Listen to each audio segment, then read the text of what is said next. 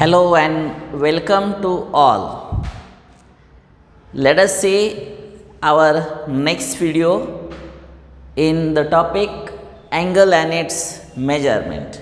Okay, and now we are going to discuss what is the length of arc in a circle. Okay, so look here, we are going to discuss length of arc and area of a sector. And concept is here. Suppose this is a circle, okay, and center of circle is O. Suppose OA is the radius, OB is also radius, and angle between these two radii is suppose theta radian. Angle between two radii is what? Theta radian. This is central angle. OA, length of OA is a small r, OB is also small r, and we have to find length of arc AB. This is length of minor arc AB, because arc AB is from two sides, arc AB, and from above side this is also arc AB, but this above this arc is a major arc and this is a minor arc. We can say as a here small x, length of arc what? AXB. We have to find length of arc AXB. So length of arc AXB is equal to length of arc equal to denoted by small s, and this is equal to r theta radian. Okay, this is our theorem. Means if you want to find the length of arc AXB, and length of arc AXB can be calculated by using this r multiplied by theta radian. But same concept, if here theta is not in radius, but if it is given in degree, then what is the length of arc AXB? And this concept we have learnt in the 10th standard, that is length of arc is given by, that is L equal to theta by 360 into what? 2 pi r. This is again formula for finding the length of arc. Okay, and this formula we have learnt in 10th standard topic in a geometry, that is in a topic mensuration. We have discussed this type, but in this topic we are discussing above formula. Length of arc is given by S equal to what? S equal to r theta radian. Okay, look here. If S is the length of arc,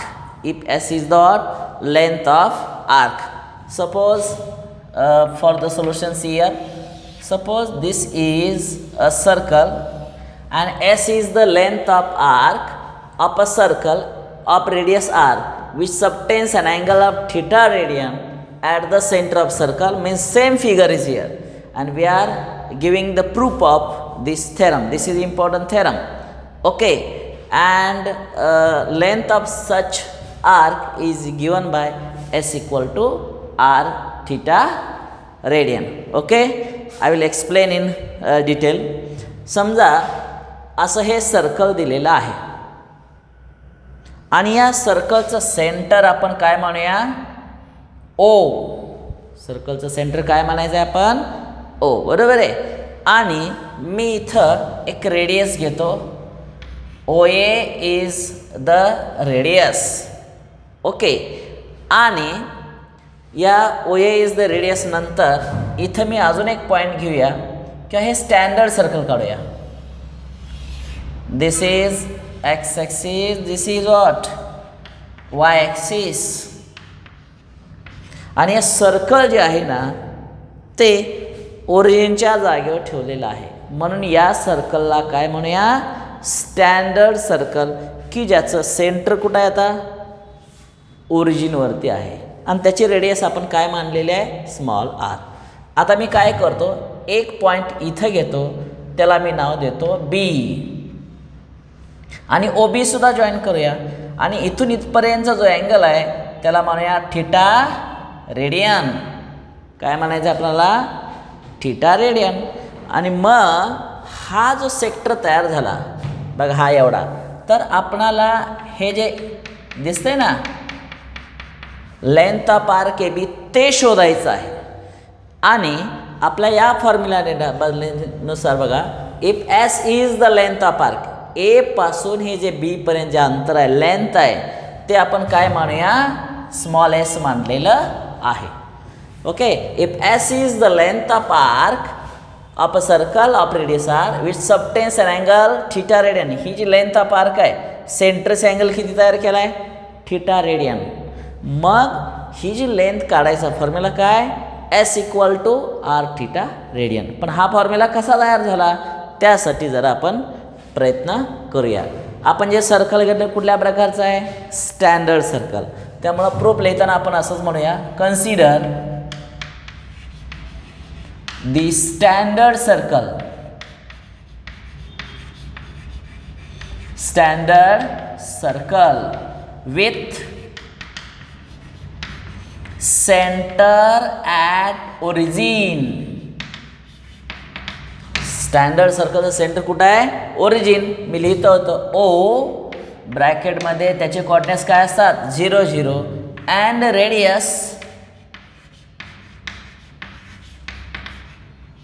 radius what R. आणि ही radius समजा हे सर्कलचा आकार अतिशय लहान घेतला तर सर्कलची size कमी होणार रेडियससुद्धा कमी होणार आहे बरोबर आहे. परंतु समजा एक्स ॲक्सिस वाय ॲक्सिस असे अनेक सर्कल असतील पुन्हा यात सर्कल असतील पुन्हा यात सर्कल असतील पुन्हा यात सर्कल असतील पण सर्कल असं घ्या की त्याची रेडियस काही नाही काहीतरी असू द्यात. त्यामुळे इथं आपण म्हणूया R should be greater than 0. ही कंडिशन सर्वात महत्त्वाची आहे. आर रेडियस ही 0पेक्षा कशी असू द्या मोठी असू द्या. अगेन टेक पॉइंट बी. टेक पॉइंट बी. हा बी पॉइंट कसा घेतला आहे बघा सर्कलवरती घेतला आहे on circle such that angle A O B equal to what theta radian. बघा ए ओ बी हा अँगल किती आहे थीटा रेडियन. आणि एवढंच नव्हे आणि याची length and length of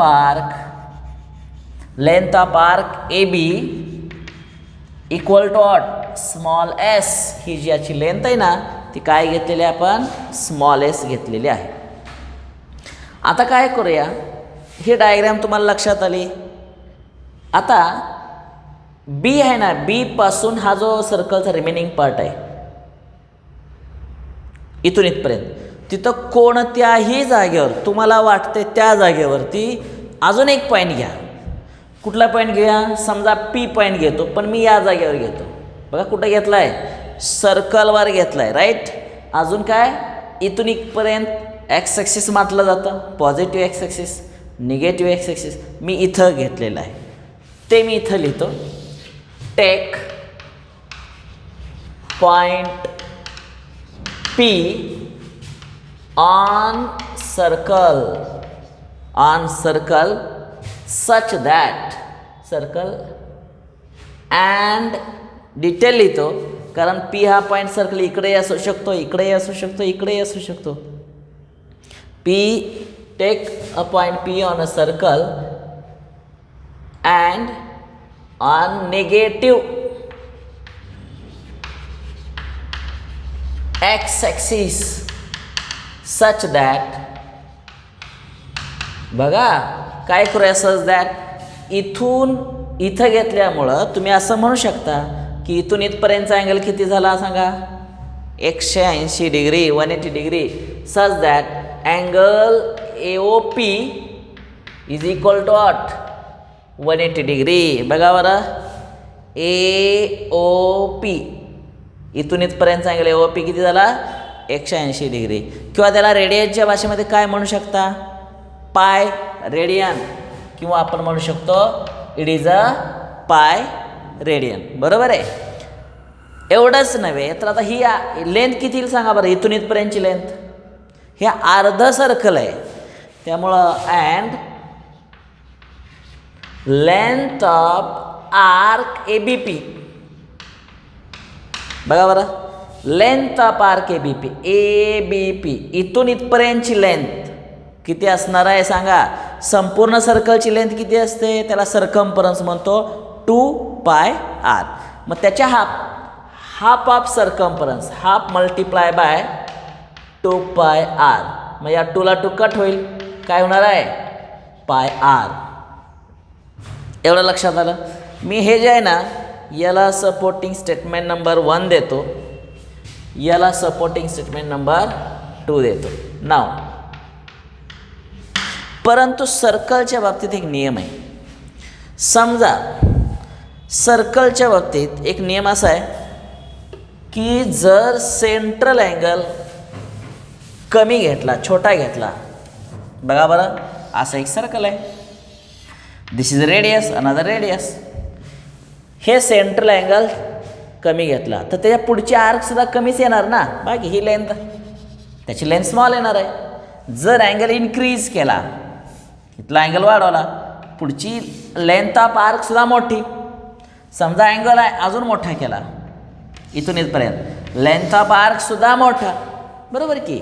angle लहान पुढचे आर्क लहान, अँगल मोठा पुढचे आर्क मोठे, अँगल अजून मोठा पुढचे आर्क, याला म्हटलं जातं डायरेक्ट प्रपोर्शन. म्हणजे पुढची जी आर्क आहे ना आर्क, ही आर्क ही जी लेंथ ऑफ आर्क जी दिसते ती कुणावर अवलंबून आहे, लेंथ ऑफ आर्क इन्क्रीज झाले की अँगलसुद्धा इन्क्रीज होतो, किंवा अँगल इन्क्रीज झाला की पुढची आर्क इन्क्रीज होते, याला म्हटलं जातं डायरेक्ट व्हेरिएशन. बट इथं आपण असं म्हणूया, बट आता असं घेऊया, angle A O B upon angle A O P. मी काय घेतलं आहे बघा, हा छोटा अँगल घेतला आहे सेंट्रल अँगल, आणि दुसरा अँगल कुठला ए ओ पी, ए ओ पी तो तुझा सेंट्रल अँगल आहे, त्याचा रेशो मी घेतलेला आहे. बरोबर आहे. A is equal to A O B. बघा बरं, ए ओ बीची लेंथ, हा जो अँगल आहे कुणाशी डायरेक्ट व्हेरिएशन आहे, पुढची आर्क एवढी, is equal to length of arc A B upon इथं सुद्धा लेंथ ऑफ आर्क. बघा बरं, हा संपूर्ण अँगल ज्यावेळेस घ्याल त्यामुळे संपूर्ण आर्क येणार ना, length of arc A B P. काय म्हणायला कारण काय, सपोर्टिंग कारण रेशो आपण घेतलेला आहे. Length of arc is directly proportional to the corresponding central angle. अशा रीतीने हे सपोर्टिंग स्टेटमेंट असणार आहे. आता इथं व्हॅल्यू पुटअप करा. ए O B, where is a O बी, इथं आहे बघा A O B, theta radian, बरोबर आहे. A O P, angle A O P कुठं आहे बघा, इथं आहे pi radian. This is equal to length of arc A B, length of arc A B इथं लिहिले बघा आपण स्मॉल एस, आणि length of arc A B ते इथं लिहिले बघा pi R, pi R. This is from number from first and second. हे स्मॉल एस आहे बरं का. आता इथं काय करूया आपण, क्रॉस मल्टिप्लाय करूया. S multiply by pi radian is equal to इथं पाय आर थीटा रेडियन, याला मल्टिप्लाय करा. ओके. आणि मग आता हे इकडं शिफ्ट करा. एस इक्वल टू हे पाय इकडं पाय आल्यानंतर पायला पाय कट होणार आहे, आर थीटा रेडियन. बघा बरं, simplifying this we can write it as S equal to what, R theta radian. आणि अशा रीतीने आपण काय शोधलं आहे बघा बरं, S equal to R theta radian, length of arc equal to R theta radian, हा फॉर्म्युला शोधून काढलेला आहे. लक्षात आलं का? मी पुन्हा तुमच्यासाठी एक्सप्लेन करतो, व्यवस्थित लक्षात ठेवा. परीक्षेला प्रूव्ह करा म्हणून हे 3 मार्क किंवा 4 मार्कला विचारला जातो. त्यासाठी हा पॉईंट अतिशय महत्त्वाचा आहे. मी पुन्हा एक्सप्लेन करतो, जरा बघा. असं एक सर्कल असेल, मराठी मीडियमच्या विद्यार्थ्यांना लक्षात ठेवा, सर्कल म्हणजे काय? असं एक वर्तुळ असेल, हे एक सेंटर आहे, ही झाली रेडियस, ही झाली रेडियस. याला सेंटरला नाव काय द्या? ओ. इथं ए आणि बी ह्या 2 रेडियस तयार झालेल्या आहेत. त्यामधला हे रेडियस आपण इथं अँगल थिटा मानला. आणि हे जे आहे ना, ही length of arc A X B कशी काढायची? मग length of arc X B काढण्यासाठी 10वीमध्ये असताना तुम्हाला फॉर्म्युला माहिती आहे. Length of arc equal to मला काय होतं? थिटा अपॉन 360 इंटू 8 2 पाय आर. तो फॉर्म्युला 10वीमध्ये होता, त्याबद्दल काय प्रॉब्लेम नाही. पण आत्ता आपण काय करतोय? रेडियनच्या भाषेमध्ये आपण उत्तर काढायला लागलेलो आहे. त्यामुळे इथला जो थिटा आहे ना, तो रेडियन आहे. त्यामुळं या length of arc A X B, या ए एक्स बीची लेंथ काढायची असेल तर फॉर्म्युला काय येणार आहे? R theta radian. अशा रीतीने हे तुम्ही लक्षात ठेवणं गरजेचं आहे. बरोबर आहे? बघा बरं प्रूफ मी काय केलं आहे ह्यासाठी. ह्याचं प्रूफ जे देण्यासाठी मी कशाचा वापर केला आहे बघा. मी एक्स ॲक्सिसचा वापर केला आणि वाय ॲक्सिसचा सुद्धा वापर केलेला आहे. So this is x Y coordinate system. आणि मग काय करा, एक सर्कल आहे ना, ते सर्कल उचलून या जागेवर ठेवा. आणि याला म्हटलं जातं कसलं सर्कल? Standard circle. बघा बरं, x axis, Y axis, consider अ स्टँडर्ड, शब्द काय वापरला आहे बघा, स्टँडर्ड सर्कल. स्टँडर्ड सर्कल म्हटलं लक्षातच ठेवायचं की ते एक्स ॲक्सिस आणि वाय ॲक्सिसचा वापर करावा लागतो. आणि त्या सर्कलचं सेंटर या जागेवर ठेवावं लागतं, ओरिजिनच्या जागेवर, with centre at origin O and radius small R. ब्रॅकेटमध्ये बघा आर ग्रेटर दॅन 0. अजून या सर्कलवरती मला 2 पॉईंट घ्यायचे आहेत. बघा इथं बी पॉईंट घेतला आणि पी पॉईंट घेतलेला आहे. Take a point B on a circle such, पहिल्यांदा मी बीसाठी सेपरेट लिहिलं आहे. Take a point B on a circle such that, B अशा रीतीने घ्या की इथं तयार होणारा अँगल डिग्रीमध्ये नाही घ्यायचा, रेडियनमध्ये घ्या. किती आहे रेडियन माहीत नाही म्हणून मी लिहिलं आहे थिटा रेडियन. ओके. आणि मग थिटा रेडियन घेतल्यानंतर ही पुढची लेंथ किती असणार आहे ते सांगितलं आहे थेरममध्ये. त्याची लेंथ स्मॉल एस मानलेला आहे, स्मॉल एस अल्फाबेट मानलेला आहे. आणि मग हे जे सर्कल दिसतंय त्या सर्कलवरती पी पॉईंट कुठेही घेतलेला आहे. पी पॉईंट सध्या तरी मी कुठे घेतला आहे? Take the point P on the circle and the negative X axis such that A O P, बघा बरं, ए ओ पी इथून इथपर्यंतचा जो अँगल आहे किती आहे? 180 डिग्री. म्हणजे त्याला आपण काय म्हणू शकतो? Pi radian. बघा 180 डिग्री किंवा पाय रेडियन. आता ही संपूर्ण जी लेंथ आहे ना, त्याला म्हटलं जातं 2 पाय आर. त्याच्या निम्मा, त्याच्या हाफ 1/2 पाय आर म्हणजे काय? ओनली पाय आर. आणि मग हा रेशो घेतला आहे, हा लहान अँगल अपॉन हा मोठा अँगल, त्याचा रेशो घेतला. याचा अर्थ त्याची स्मॉल आर्क अपॉन ही संपूर्ण आर्क, हा रेशो आपण घेतलेला आहे. So A O B equal to theta radian upon pi radian equal to S upon what? Pi R. आता मी काय करतो? क्रॉस मल्टिप्लाय केला तर S multiply by pi radian. बरोबर आहे. इज इक्वल टू, हे रेडियन फॉर्ममध्ये आहे बघा, हे सगळं रेडियन अँगल आहेत ते रेडियन फॉर्ममध्ये. पण ज्यावेळेस आपण क्रॉस मल्टिप्लाय करतो, हे आता हे एक ह्याच्या बाहेरच असणार ना, हे ह्याच्या बाहेर केलं की पायची व्हॅल्यू 180 दिसत नाही. तर ते काय बघा, मी असं लिहिलं, हे दिस इज इन रेडियन फॉर्म असं होणार ना. आणि हे यस काय? लेंथ आहे. लेंथ काय रेडियनमध्ये असते का? नाही आहे. ते सेंटीमीटर, मीटर, जे काही युनिट असेल ते. तर हे थोडक्यात रेडियन जे आहेत, आहे असं ठेवतो, आहे असं ठेवू. ज्यावेळेस तुम्ही असं क्रॉस मल्टिप्लाय करणार आहे तर S into pi equal to, इथं पुन्हा रेडियन वापरू नका, इज इक्वल टू पाय. आणि मग हे पाय इकडं शिफ्ट केलं, पायला पाय इकडं ठेवणार आहे, S equal to R theta radian. आणि अशा रीतीनं लेंथ ऑफ आर्क काढायचा फॉर्म्युला आपण शोधलेला आहे. S equal to what R theta radian. लक्षात आलं का हा फॉर्म्युला आपण कसा प्रूव्ह केला आहे. आता तुम्ही जर तुमच्या रेफरन्स बुकमध्ये ह्याचा प्रूफ बघायचा प्रयत्न केला तर कदाचित तुम्हाला असं दिसेल किंवा इतर कुठल्या ठिकाणी स्टँडर्ड सर्कल काढलेलंच नसेल, जनरल सर्कल काढलं असेल. मग या जनरल सर्कल जर विचार केला फक्त जनरल सर्कल तरीसुद्धा तुम्हाला याचं प्रूफ लिहिता येईल. फक्त स्टँडर्ड हा शब्द वापरायचा नाही. आलं लक्षात. आणि तुम्ही तसा बदल करून तुम्हाला प्रूफ लिहिता येते का ते प्रयत्न करा. एवढं लक्षात आलं. हे झालं कशासाठी लेंथ ऑफ आर्क. आता लगेच तुम्ही हे लेंथ शोधून काढलेली आहे.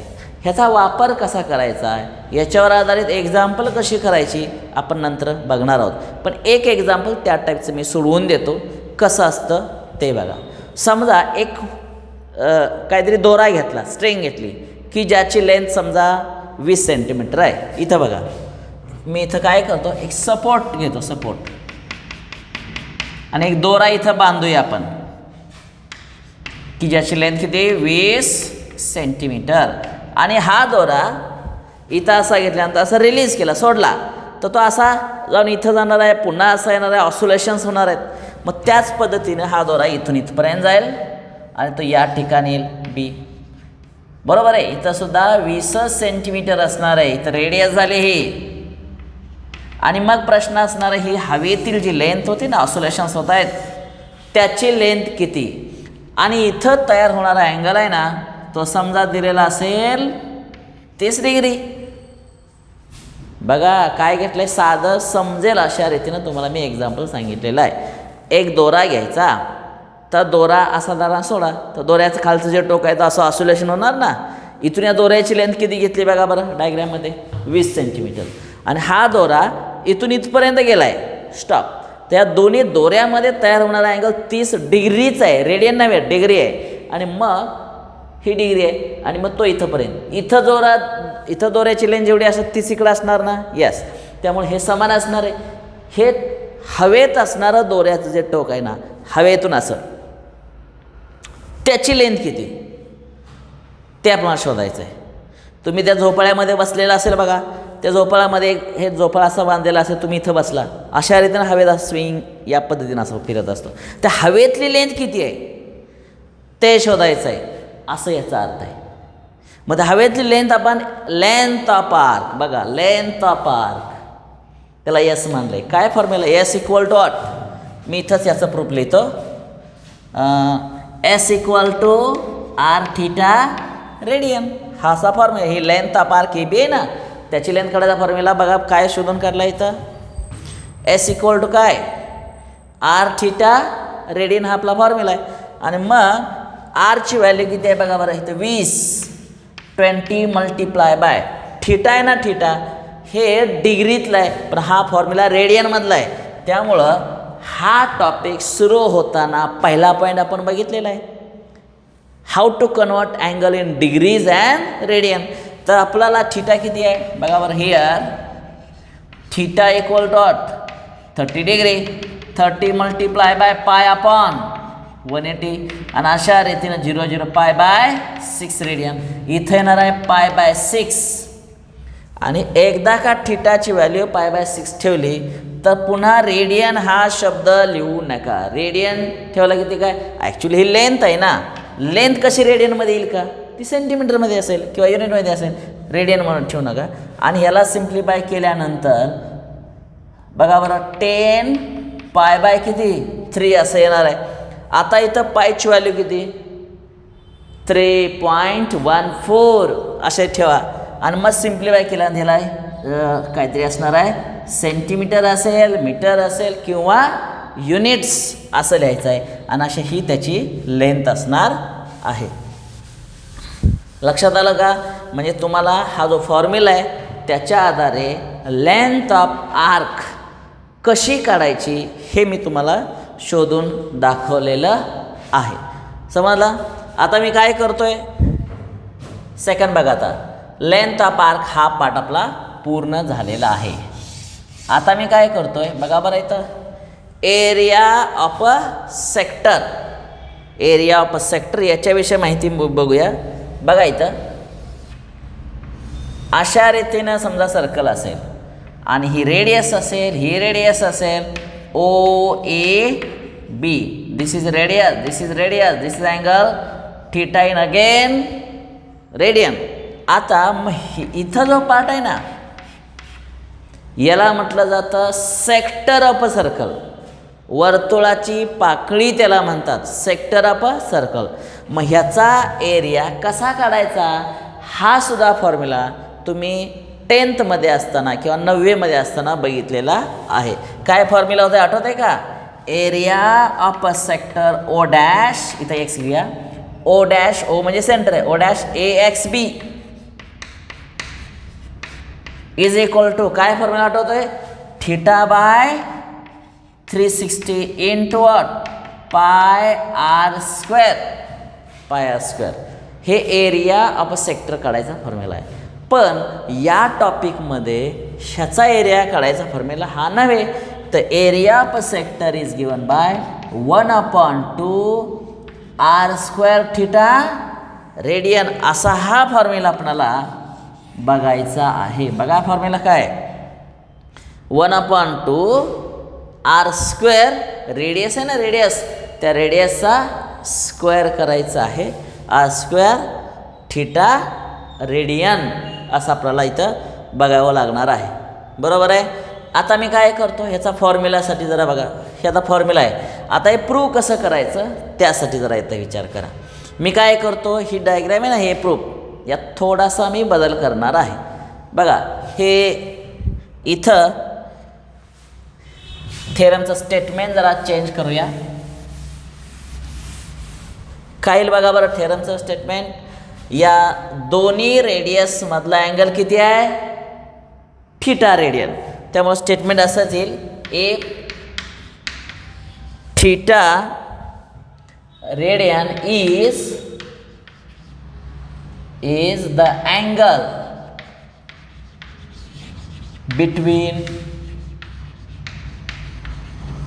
between two radii, angle between two radii of the circle,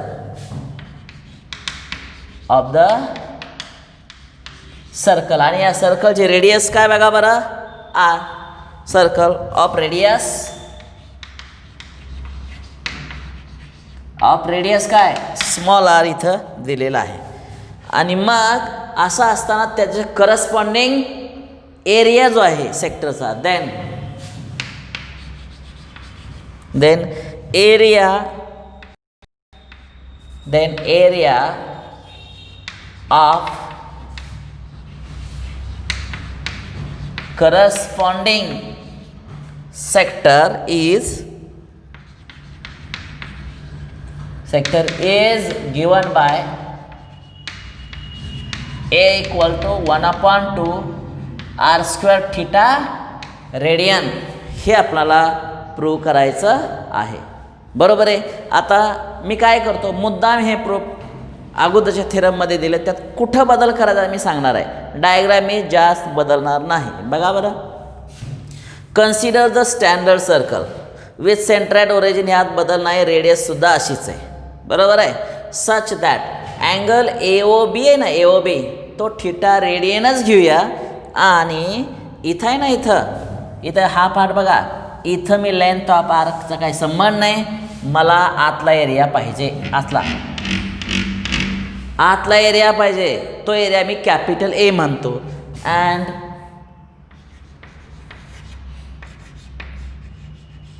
area of sector काय म्हणूया, OAB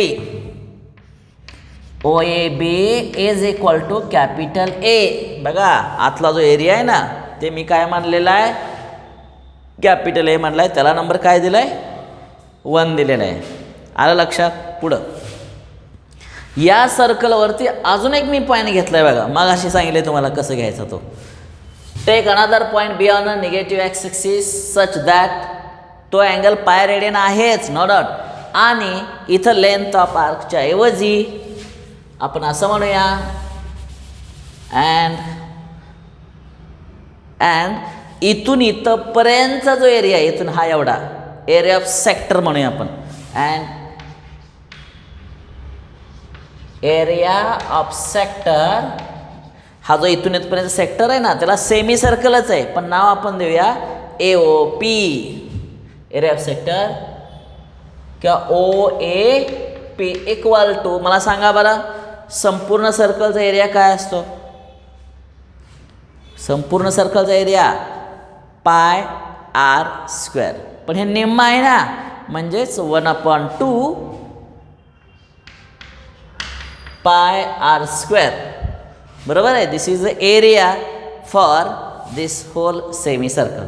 परंतु पुन्हा तोच मागाशी नियम, अँगल जर छोटा असेल त्यातला एरिया बी छोटा, अँगल जरा मोठा त्यातला एरिया मोठा, अँगल मोठा एरियासुद्धा मोठा. It is a direct proportion. त्यामुळं इथं बघा जरा, अँगल AOB हा रेशो असाच घेऊया. इथं लेंथ ऑफ आर्कच्या ऐवजी मला इथं एरियाचा वापर करायला पाहिजे. बरोबर आहे. त्यामुळे इथं काय येणार आहे? Area of sector. काय सेक्टरचं नाव येईल बघा बरं? AOB.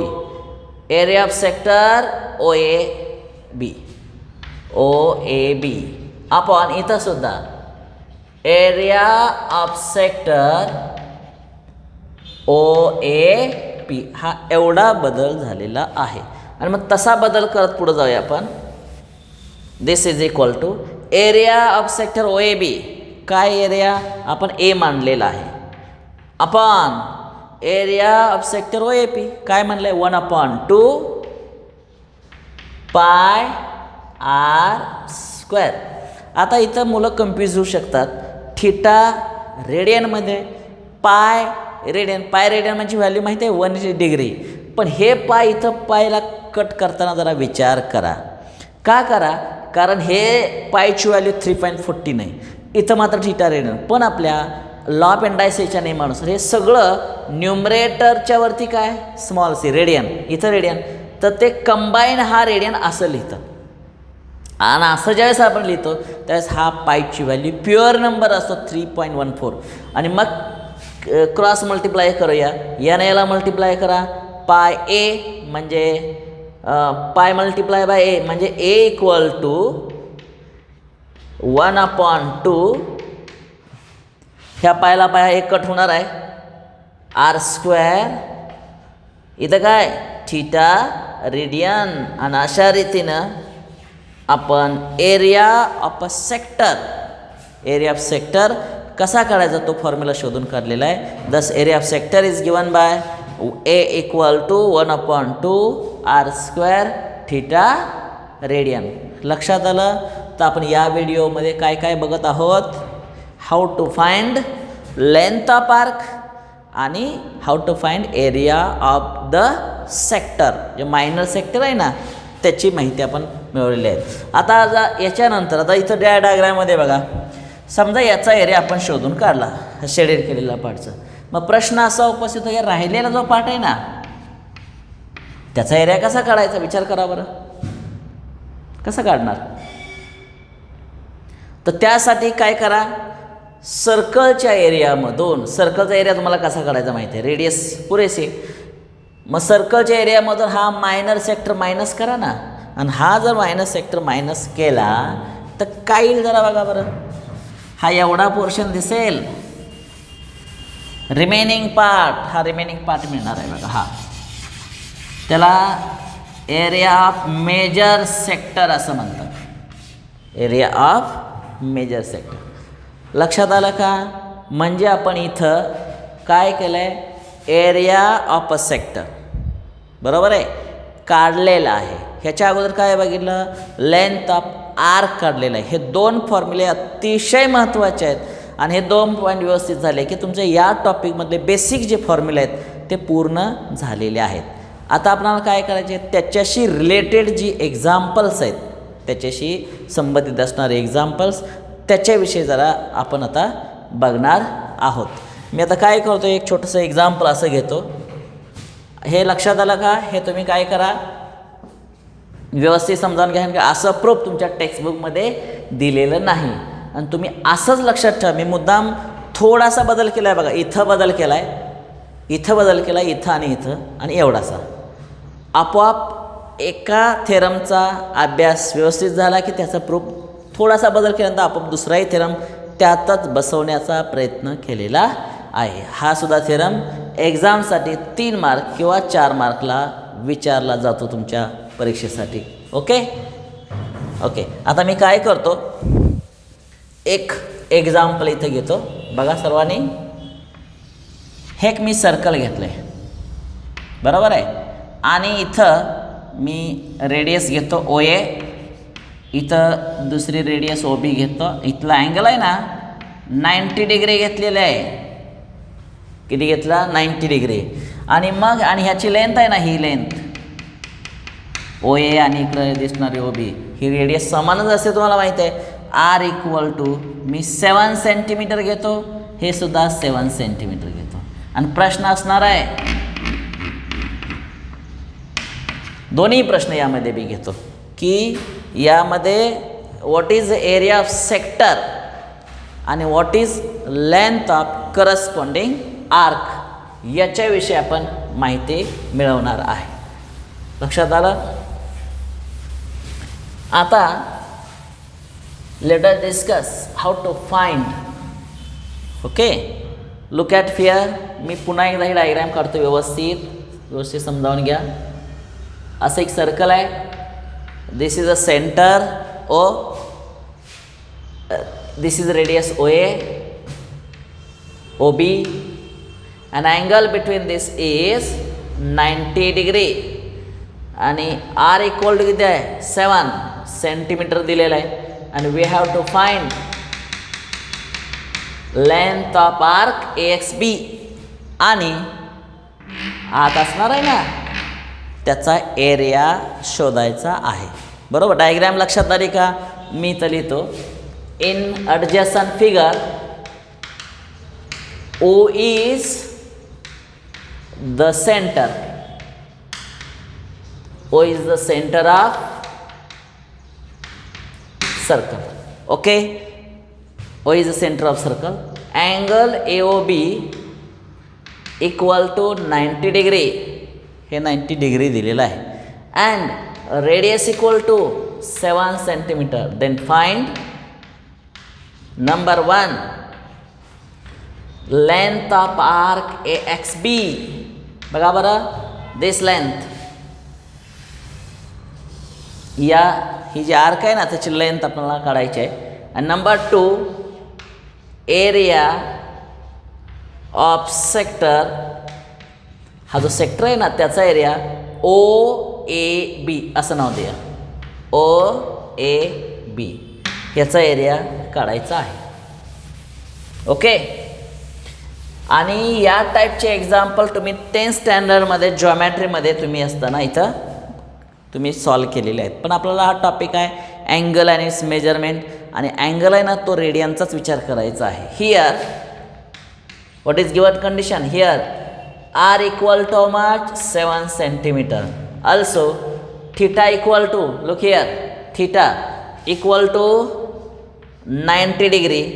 So convert this 90 degree in radian first. So 90 multiplied by pi upon 180 radian. Hence pi by what? 2 radian. This is theta. This is radius. Now